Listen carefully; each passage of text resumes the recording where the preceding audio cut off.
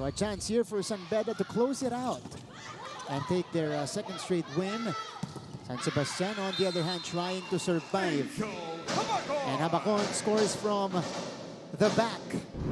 Yes, you can see Martin talagang nag-e-enjoy na lang sa paglalaro itong San Beda. Parang kada movement nila, 100% nilang ginagawa. That's right.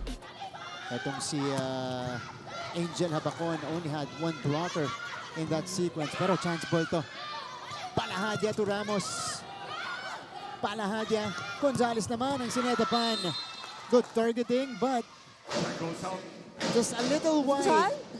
It was out? It was out, Yeah. It's not gonna be challenged by Coach Roger. Yeah, actually, Martin Bong, akala ko point siya. Inside, ano? Yeah, kasi ang ganda ng attack. Yeah. Itong si Gonzales. Eto siya, babawi. And again, the effort Ooh. on the floor defense leading to that attack by Habacon. Yeah, yun yung sinasabi ko kanina, Martin, na yung reaction nitong San Sebastian, medyo kinukulang sila. Kasi kitang-kita na hindi napapaluin ni Angel Habacon. So, ready na lang talaga dun sa off-speed. Yeah. Yung reaction, nauhuli from Baste. At kanina pa yan, napapansin ni Coach Roger. Pachar overcooking it. Everybody signaling for a check ball on San Beda's side. Okay. Block touch, meron kaya. Mukhang umamin na. Umamin? Yeah. Wow. Okay. Yeah, umamin na. Maraming ganyan ngayong season dito sa NC. Yan. Feeling ko kasi kung patatagalin pa, like yung momentum din, medyo mahirap kapag nawala eh. Baka maputol. Yeah. Back set for Bachar. Oh, good coverage this time from Abraham. Gonzales popped up by Campos de la Cruz. Santos keeping it alive. Gonzales will try. Habacon was right there. Bachar! Oh! Miss hit coming from Bachar. Medyo nasa ilalim siya ng bola sa attack na yon. At kita ko yung intention niya na kailangan niya lang ipasok. Yeah. But yeah, medyo short. It was a hard-earned point for San Sebastian. Unang puntos nila dito sa third set. De la Cruz. Ramos. Oh, hindi tatawid. Good effort from Ramos. 5-1 lead. This is the fastest start from San Beda dito sa laban natin. Well, kita-kita rin naman natin, Martin, na yung kumpiyansa nila buong-buo na. Like parang yung makikita mo sa face nila na wala nang makakabasag sa kanila. Nakita ko nga kanina si Angel, humabol siya ng bola pero nakangiti siya. Like, talagang makikita mong nag-enjoy na lang siya sa paglalaro. Ganun na yung energy sa side ng San Beda. And this is the flow that they want. Kumbaga, kanina, it took them a while eh. Yeah. Lalo ng first set natin, slow start, but eventually, they got back to their system. Yeah, nung first set natin, nahihirapan pa silang makuha yung momentum. But then, hindi sila nag-stop. And now, kanilang-kanila na yung momentum. Yeah. Sinusubukang pigilan to ng San Sebastian. But we also have to commend both liberos of San Beda. Yeah. Grabe yung effort nila dito. Both Campos and Flores. That's AJ Campos and Mikay Flores. Angel will fly. Palahadia. Abraham with the off-speed. Back to Angel, they go. Ito, set up papunta kay Ramos. Santos with the effort. Habacon tracks it down. Bachar off the block. Kita ko, Martin, yung hawak sa kamay ni Kat Santos nung tumama yung bola sa kanya. Parang medyo masakit nga yun, Kat. Masakit yan. Kita mo. Parang nabura yung buong left arm ni Kat. Well, grabe rin talaga magpa-check ball. Itong si Bachar Si Bachar, Klein Abraham as yet to score in this match. Woo! Angel catches the line. Wow! High contact. Galing dito kay Angel Habacon. And San Beda is in full control here in the third set. Pagbalik po natin, we'll hear from Miss Chantal Laude.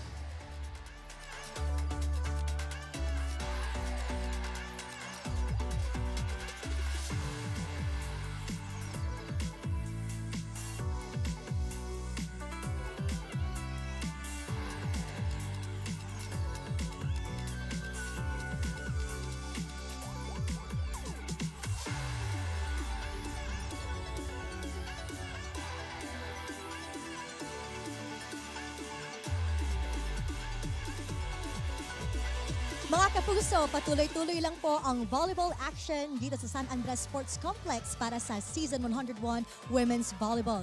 Para kay Head Coach Kung Fu Reyes, he wants his team to live up to their name as the San Beda Lady Red Spikers dahil kanina nga, klaro po ang kanyang instructions that he wants his team to put all of their efforts to ensure the highest average and the highest percentage of accuracy para sa kanilang Spikers. Kailangan nila ng good receive, good set to ensure this. And speaking of Spikers, one of their most reliable, Angel Habacon, is delivering no less than expected. Kwento nyo nga sa akin kanina, alam na raw nila ang pakiramdam ng nasa ibaba coming from their journey last season. Kaya naman ngayon daw, they are seeing their breakthrough. Kaya Team Captain Angel want to show all her willingness to win and how she's locked in this season. With the hopes, of course, that her team will look up to her as an inspirational team captain.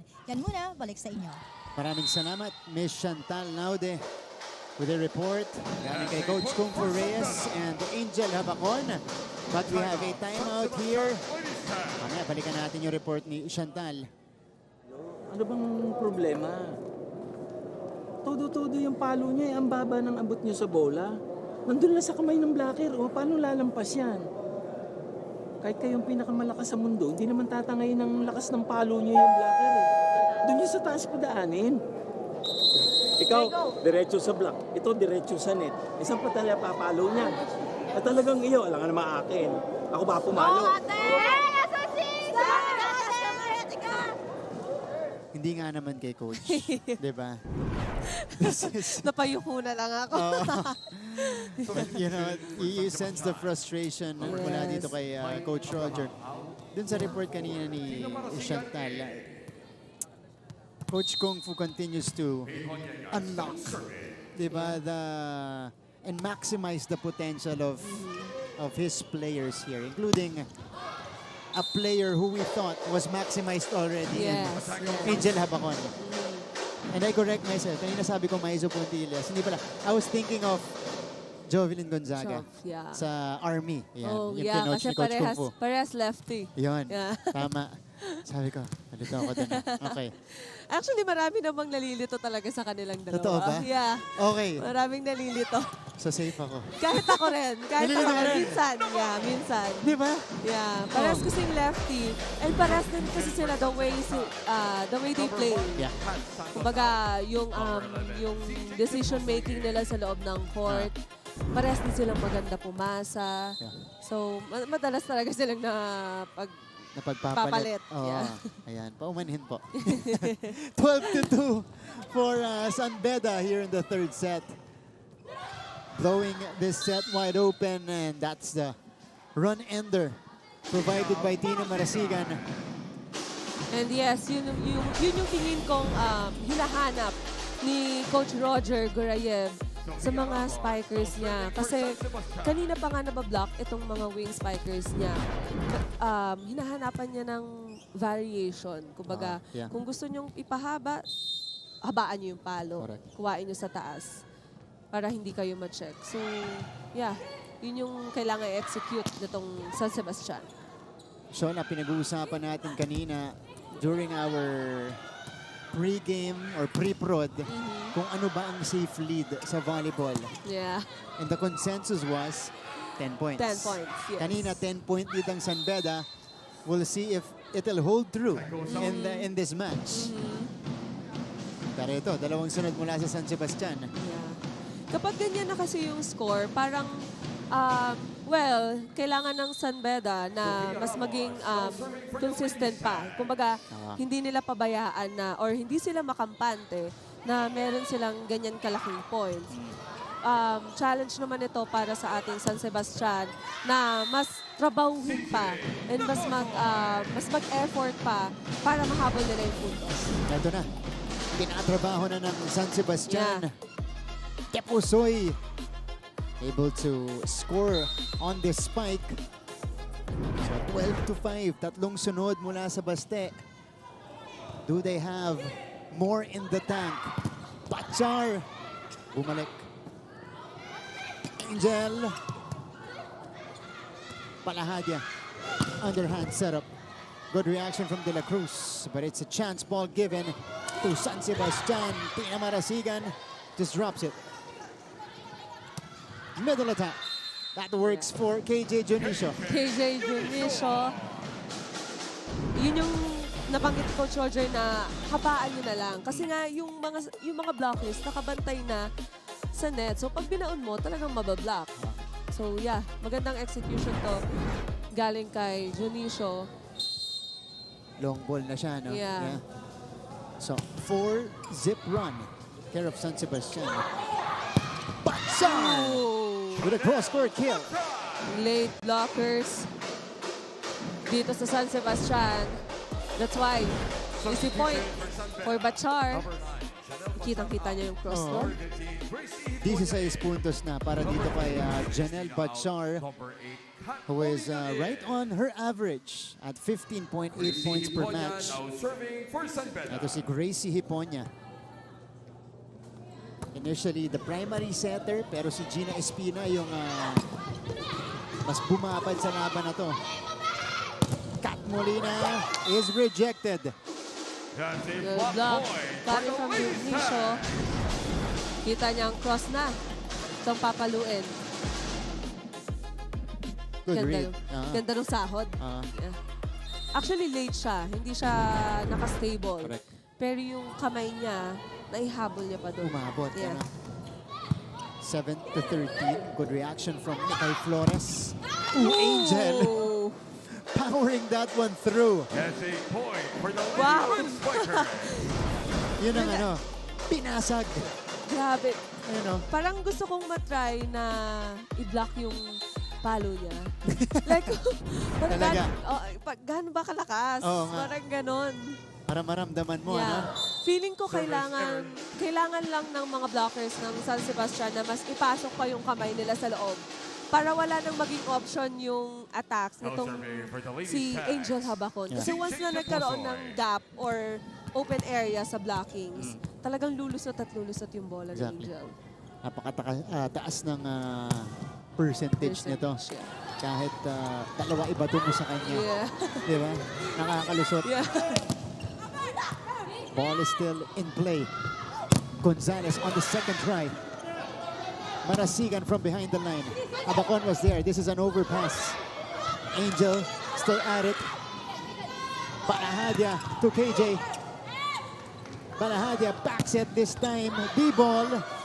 And Marasigan is able to score. Marasigan from the back row. Able to score.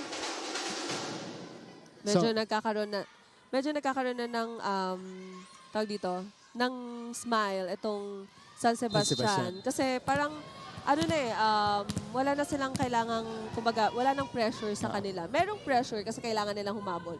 Pero parang nothing to lose na itong San Sebastian. So, kailangan na lang nilang kumilos ng maayos sa loob ng court. Medyo loose na sila, no? Yes, yeah. So, kanina, na ibaba sa 5 puntos. Itong abante ng San Beda. But now it's back to 6 off a service error, which for San Sebastian did not need at this point. Eren Navarro will start. Better first ball here. Juna Gonzalez off the hands of the blockers. Juna Gonzalez. So we're seeing some fight back from San Sebastian. Yes. Ito yung kailangan alagaan ng San Sebastian kasi makukuha na nila paunti-unti yung momentum na meron sila. Yeah. So, Juna Gonzalez getting into her rhythm today. Here's Hiponia over to De La Cruz. Well read by Balahadia. Molina. Marasigan has a chance and she will score Tina from the opposite side. That's a good attempt coming from Tina Marasigan, who now has 8 points off the bench. Ito na ang San Sebastian. 4 na lang ang hinahabol from 10 points down. Eh, yung sinasabi ko, Martin, na hindi pwedeng mag-relax itong San Beda. You mentioned that earlier. Yeah. Cross court. It's good from Kat Molina. Molina. And that'll bring us to the second technical timeout. Second technical timeout of set number Kanina pa hinahanap ni Molina itong cross court na to. Finally, getting one down. We'll be back after this. Spikers.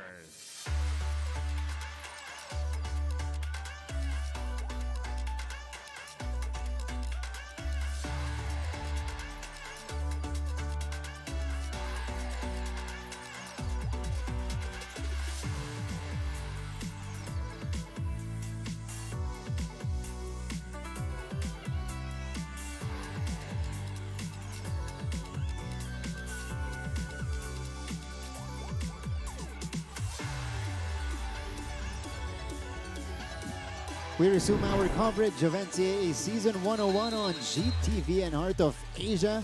Ito yung naging palitan natin ng punto so far, Shola. Ganto, inuunti-unti ng San Sebastian Yes. itong lamang ng Lady Red Spikers. Yeah, mas okay yung ginagalaw nila ngayon compared the last 2 sets. Kasi last 2 sets, parang 4 runs yung nakukuha nitong San Beda. Pero this time, napuputol nila agad yung momentum ng San Beda. And they've shown that capability. First 2 Yes. sets natin, sila lagi yung merong magandang simula. Dito, naghahabol pero eto, nakuha ulit yung rhythm nila. Yeah. Balahadia to Gonzalez. Ito, yun yung adjustment ng San Beda on Gonzalez. Depusoy sending that one straight to the net. We don't want that 17-11. error. Yeah. Hindi natin gustong makita yung mga ganong error, lalo na kapag naghahawal ng score. And again, San Sebastian now has to adjust to the adjustment of San Beda. And that's one way to do it. Yes. Drop ball and a mid-air change of Yan. approach. Ganda nung naging decision niya mid-air. Na-drop ball na lang. Kasi kung papaluin mo ka, may dalawang blockers na nakaharang sa'yo eh. Yan. Yung sinasabi natin na, reacting to what is being given to you. De La Cruz. Pati net defense ng San Sebastian, tumibay na rin. Yeah. For the ladies tag. Yung nagkakaroon na ng miscommunication dito sa San Beda, Lady Red Spikers.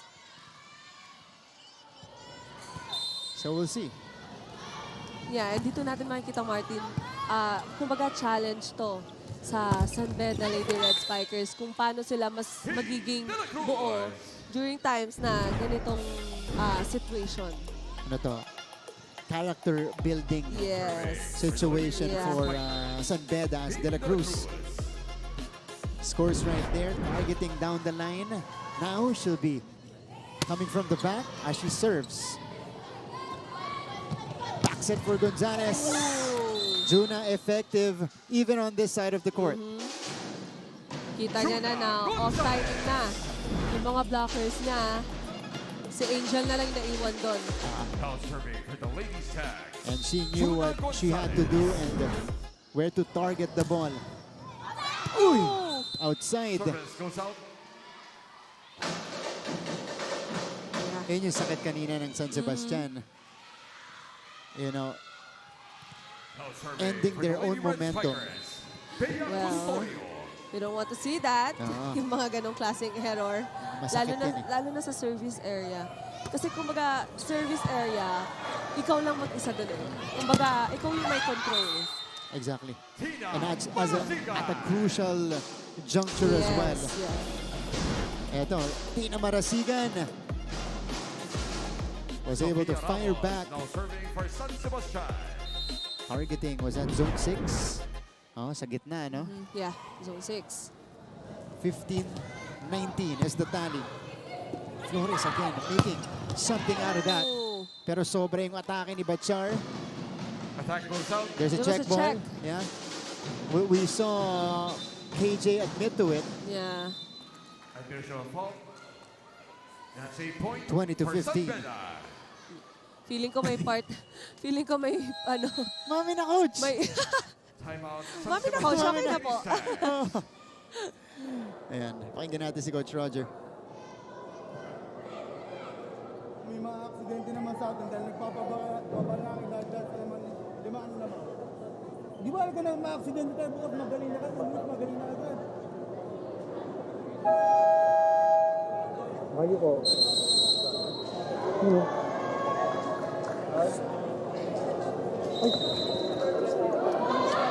Mag-isip kayo. Hindi yung... Diyos ko. Papaano sa kasi sa inyo? That was the voice of Coach Kung Fu and the video of Coach Roger. But you sense the frustration from both coaches Yeah. kasi on Coach Kung Fu's side, nahabol yung lamang nila. Coach Roger, napuputol yung momentum nila. kumbaga, parang nalipat dito sa San Beda yung pressure. Kasi nga, 10 points yan eh, kanina, yung lead nila. But this time, 5 points na lang. We started 12-2 in favor of Yeah. San Beda. And again, San Sebastian playing better in this stretch. Habakon had to stop and take on a sharp cross-court hit. Yeah. Mali ng pagkabasa sa cross-court. Yeah. Angel Habakon with yet another point. Well, mahirap din naman siya basahin kasi single block lang. So, mas malaki yung responsibility mo dun sa area since isa na lang yung blocker na naiwan. Right. Oh! Tina Marasigan. Tina Marasigan. Wow, grabe. Narinig ko yung putok ng bola. Lutong, ano? Yung sound ng bola. At this point, allows her to reach double figures with 10 points. Razor sharp hit coming from Tina Marasigan. Yeah. Quickly hitting the ground. And a good serve to follow it up. Habakon. Chance for Baste. They go to the Pusoy. Deflected. 1-2 play! Oh! Good decision from Espina. Yeah. Kita niyang nag-struggle pa yung defense nitong San Sebastian Ladies Tags. 22 to 16. On deck to serve for the Lady Red Spikers. The Lady Red Joe Spikers Habacoy. are 3 points away from their 5th win. Angel. Palahadia to KJ. Wow! Habakon digging it up. Back row hit. Angel with a coverage again. De La Cruz Oh! with a feisty hit. Wow, sabi ni De La Cruz, sabi ni De La Cruz, Angel, hindi ko sasayangin yung depensa mo. Kasi dalawang magandang defense galing dito kay Angel Habakon. Natatawag mo ba yung puto? Hindi pa. Hindi Dapat pa. mas solid, Yeah, ano? yeah, mas Yeah. solid. Kasi Ooh. ano eh, hindi siya nakapwesto dun sa area. Kumbaga hindi siya nakatapat. Talagang ginalaw niya lang yung katawan niya, kaya niya nakuha yung bola. Kasi kinailangan niyang habulin, ano? Yes, Yeah. But she commits the service error, Now leaving serving for the ladies tag. the window slightly open for San Sebastian. May chance pa itong San Sebastian. Yeah. Here's the bring. Ooh! KJ. De La Cruz. Lazarte tracking it down. Gonzalez Oh! puts it through. Yuna Gonzalez. Di pa tapos ang San Sebastian. Patuloy pang kumukuha ng point itong si Gonzalez.